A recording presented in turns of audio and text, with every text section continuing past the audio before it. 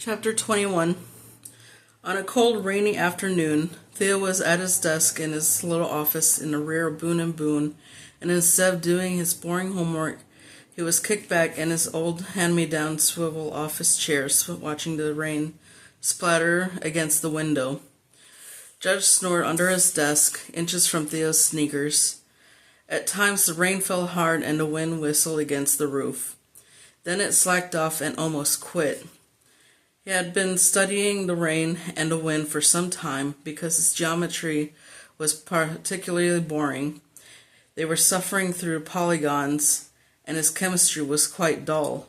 They were memorizing compounds, and nothing at the moment offered any excitement. So he was doing what he often did at the age of 13, thinking about life and wondering what it would be like in a few short years when he was grown and driving and dealing with high school issues.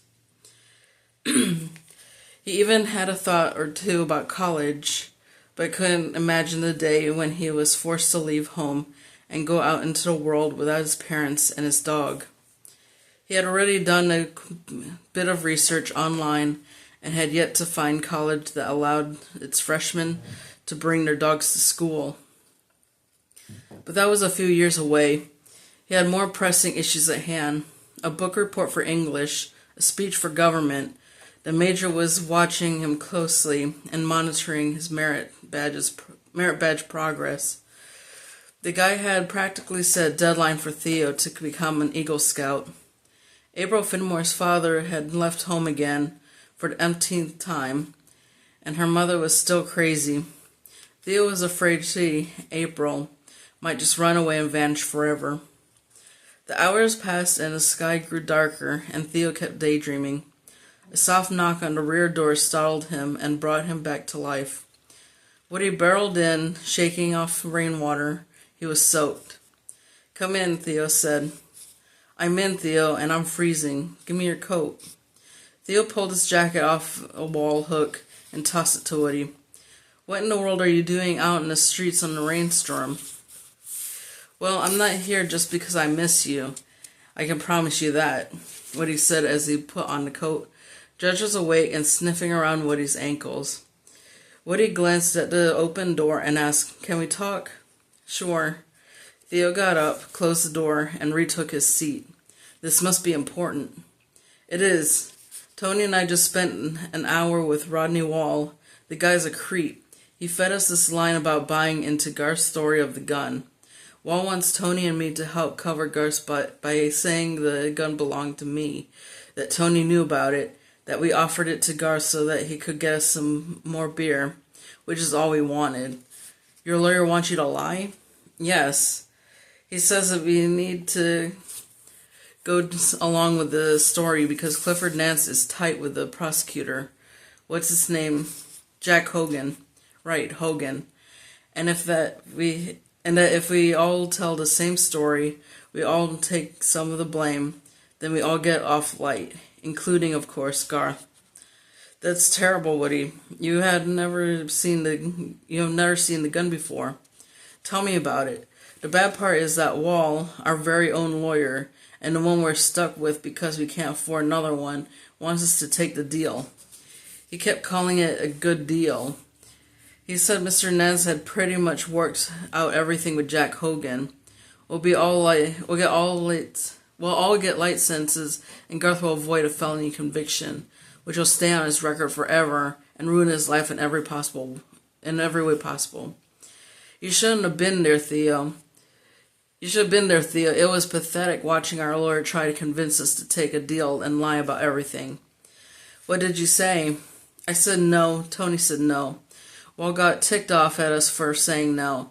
Said we'll have to go to trial and that Judge Pendergrass will probably not believe us because we're brothers and brothers tend to stick together." "Wall said that. He also said that it was unlikely the judge would believe that we, Tony and me, knew nothing about what Garth was up to. The bottom line, Theo, is that our lawyer doesn't believe us, and he wants us to cut a deal to impress Mr. Big Shot Clifford Nance." "I can't believe this." I know. The guy is more concerned with taking care of Garth Tucker than us.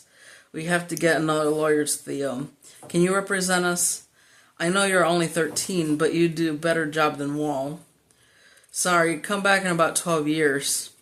What about your mother? No, I had to twist her arm to do the bail hearing, and she convinced me that she did a lousy job there. She doesn't like criminal law and wants to stay away from it. Your dad?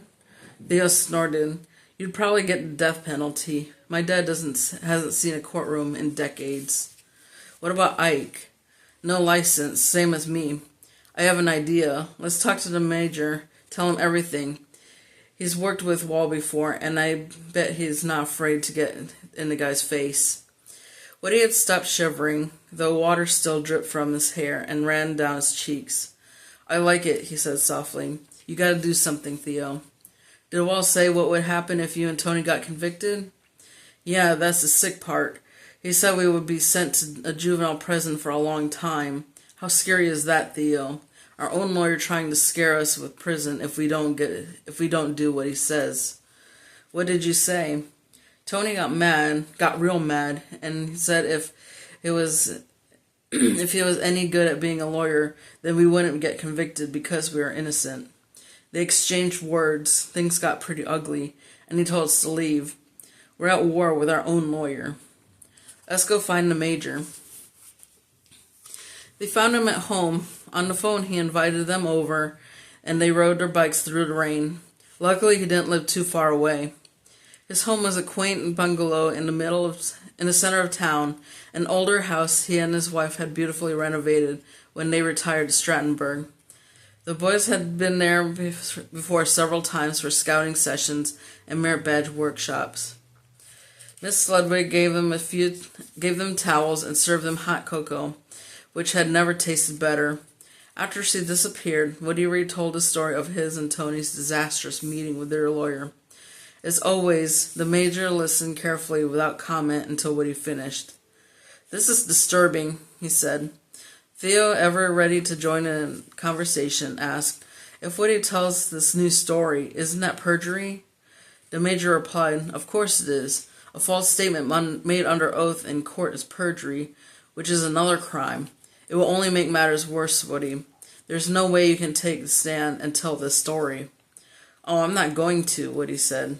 What about Tony? The major asked. We're sticking together and we're sticking to the truth. It's that simple. We don't care what happens to Garth. He's got his own lawyer and his family some money. The major rubbed his chin, deep in thought.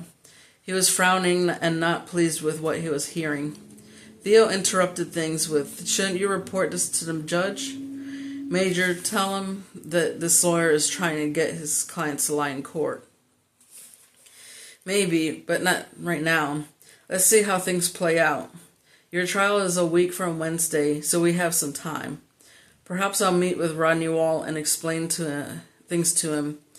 Let him know that you and Tony are not going along with this new story. Woody said, Okay, but here's what's bugging me. Wall says that our story, the true story, is not that believable. 3 teenagers in a car drinking beer and needing some more. The plan to rob a place for more beer and a low cash to boot. And the 2 of the 3 know nothing of the plan? I kind of see his point. Maybe that is too hard to believe. Then the 2 guys who claim to be innocent are also brothers, who, of course, can be expected to say anything to cover for each other. Maybe our case is not as strong as we think. I agree, said Theo, though no one asks his opinion. So the big question is, what if you go to trial and the judge finds you guilty? Exactly, Woody said. What if we're found guilty and sent away for a year or 2? That would be the end of the world. Just go ahead and shoot me. The major said, Let's not overreact here.